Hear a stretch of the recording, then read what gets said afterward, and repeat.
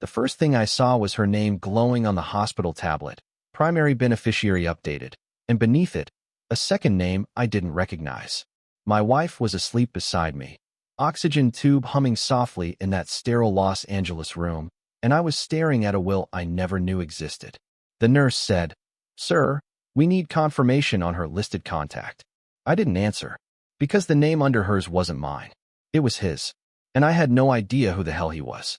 If you genuinely enjoy our stories, please subscribe to the channel, tell us where you're from, and what time it is right now. It's always fascinating to know how far our story flows. We lived in a glass condo off Wilshire Boulevard. Clean, quiet, perfect on the outside.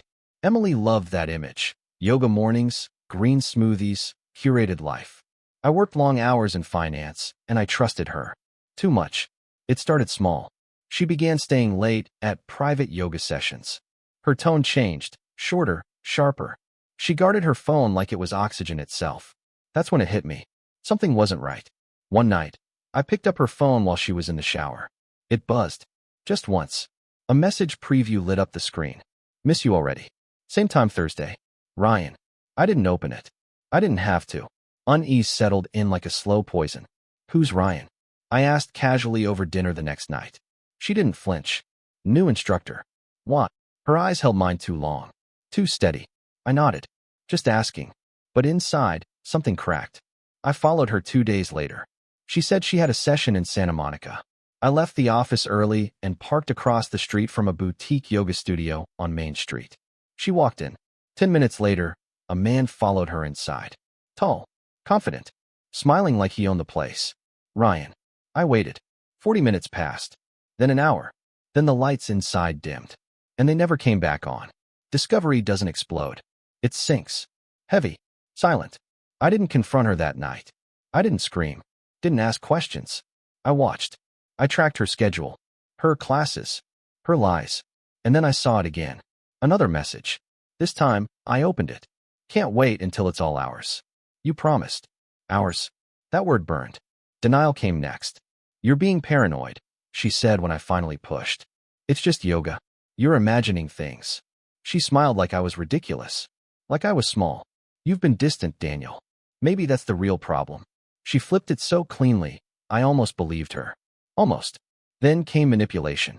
She started being affectionate again. Cooking dinner. Sitting closer. Touching my arm like nothing had changed. "Let's take a trip," she said. "We need it." But her eyes never softened. They calculated. Measured. And every time her phone buzzed, she angled it away from me. The collapse didn't happen all at once. It happened in layers. That hospital moment, seeing that will, ripped everything open. I stepped out into the hallway and called the number listed under Ryan's name. He picked up on the second ring. "Hello." I stayed silent. "Emily?" he asked. My grip tightened. Then I hung up. That's when I called a lawyer. A divorce attorney in downtown LA who didn't ask questions, just results.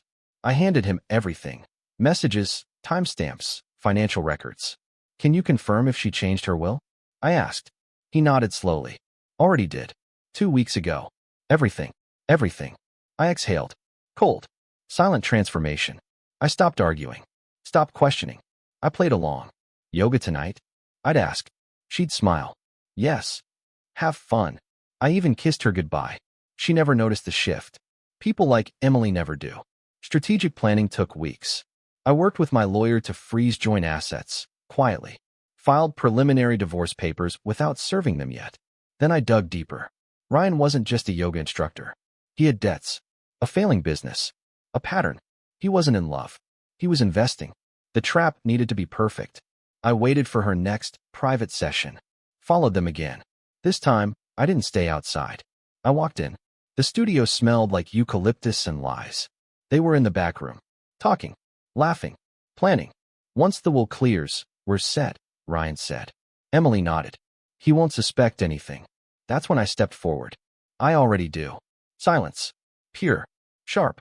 Immediate. Emily's face drained. "Daniel." I held up the tablet. Her will. His name. Everything. "You changed it," I said quietly. Ryan tried to speak. "Man, this isn't." "Shut up." He did. Public destruction doesn't need shouting. It needs exposure. I handed copies to both of them. "And this," I added, placing divorce papers on the table. Emily's hands trembled. You can't do this. I already did. Her voice cracked. We can fix this. I shook my head. No. You tried to erase me. Ryan stepped back, suddenly smaller. Less confident. Less smug. Your investment? I said, looking at him. It just disappeared. The fallout was quiet. Assets frozen. We'll contest it. Ryan vanished within a week. Emily called. Texted. Cried. I didn't respond. The condo felt different without her. Empty. Clean. Honest. I stood by the window one night, looking out over the city lights of Los Angeles. Everything we built gone. Replaced by something colder. Something clearer. Weeks later, I received the final paperwork. She had nothing left. Not from me. Not from him.